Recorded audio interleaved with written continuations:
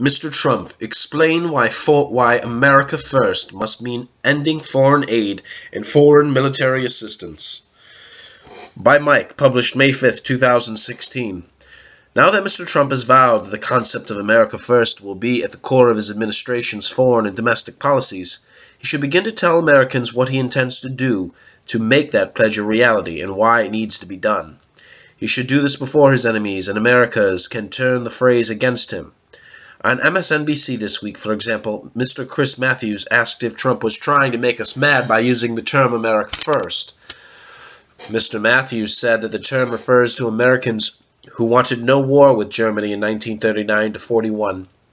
He did not mention Japan, probably because it would blur the damning parallel he intended to draw between Mr. Trump, the America First movement of 1939 to 41, and the Nazi Germany's treatment of Jews.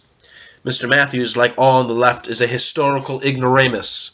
He demonstrates that status in this case by not knowing that the great majority of all Americans in 1939 to 41 opposed getting into a European or Asian war that did not concern our vital national interests, and would not until Imperial Japan attacked us at Pearl Harbor and Germany declared war on us later in December 1941. After those events, most America First members fully supported both wars and participated in the war efforts to defend America. Even Colonel Charles A. Lindbergh, whose reputation and historical importance were ruined then by Roosevelt and his coterie, the British, and the Jewish American elite, and now by Israel First, and those it intimidates and bribes, risked his life in the war as a test pilot for new U.S. military aircraft, and as a volunteer guinea pig for testing new means of protecting pilots and crews from the debilitating impact of high-altitude flight. When Colonel Lindbergh finished those tasks, he flew at least 50 combat missions against the Japanese in the South Pacific, and in 1954 was promoted by President Eisenhower to the rank of Brigadier General in the U.S. Air Force. Oh yes, it is also worth recalling that Colonel Lindbergh was a recipient of the Congressional Medal of Honor. Mr. Matthews, it seems, thinks there is no U.S. history worth knowing until John Kennedy's election. Anyway, as a starter for describing what America First will mean if he is elected, I would suggest that Mr. Trump explain to the electorate that he intends to do to end the vicious and multi-decade economic attack on all U.S. citizens that is depicted in the data produced by National Priorities Project. That information shows that U.S. government's foreign aid program is giving $2.93 million per hour to foreigners, 24 hours per day for the 366 days in this year. In addition, the Department of Defense in 2016 will give to foreigners in the form of foreign military assistance $1.42 million per hour, 24 hours per day for the 366 days in this year. When the math is done, at least as best as I can do, these two programs together spend taxpayer money at a rate of $104,400,000 per day, which will come to a total of $38,210,400,000 for 2016. Both numbers are difficult to get your mind around, but in more understandable terms, the median U.S. household's yearly income in 2014 was $53,657. 2015 data comes this September. If that number is divided into 2016's total for foreign aid and foreign military assistance, the result is that these giveaways to non-Americans will cost U.S. taxpayers an amount equaling the entire income of more than 712,123 of America's median income households.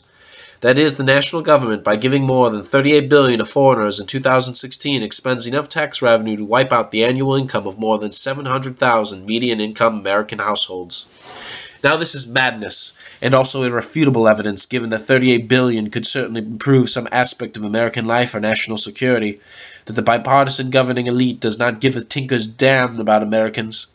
The U.S. government exists to defend the Republic and its genuine national interests, and to govern and tax its citizens in a manner that achieves that goal, does not block the private sector from creating economic prosperity and jobs, and allows citizens to maintain their liberties, improve their living standard through hard work, and keep as much of their money as possible. The U.S. government has absolutely no responsibility, and I suspect no valid constitutional sanction, to overtax Americans and then use part of that revenue to build dams, harbors, schools, roads, and airports for foreigners, to provide medical care for foreigners afflicted with diseases ranging from malaria to dengue fever to HIV, or to financially support and or militarily defend tyrannies like Egypt, Jordan, Iraq, and Saudi Arabia, or theocratic states like Israel, Pakistan, Saudi Arabia, and the other Gulf states. Given the First Amendment's guarantees, it cannot be constitutional for any American to be taxed in order to pay for the support protection of Judaism and Islam abroad, to fund foreign civil society, feminist pro-democracy, human rights, LBGT, and pro-abortion organizations, or to give any U.S. citizen tax money at all to foreigners, except to serve U.S. interests during a necessary and constitutionally declared U.S. defensive war, or for strict limited periods of it after a natural disaster. Among the things America first must mean, therefore, is that tax revenue now given by the national government to foreigners must be permanently redirected and spent henceforth at home to resolve some of the same problems for which it is given to foreigners. And once solutions to America's genuine and often long festering problems are applied and paid for, and the national debt is being reduced, the national government must cut the tax rate for both individuals and businesses. For the U.S. national government, the needs of foreigners and their nations and faiths must never come before those of Americans. Charity for foreigners is a decision that can only be made by each citizen, not for them in the form of a dictate from the national government. Those Americans who are concerned more about the welfare of foreign states and foreigners than that of their republic and fellow citizens are always free to send checks, gold, bitcoins, or diamonds to appropriate religious institutions, charities, foreign governments, and NGOs to will their fortunes to any of those foreign entities, or to nobly and altruistically pick up stakes and move permanently to some exotic poverty-stricken foreign locale, where they can labor or fight alongside all the foreigners they can get to know.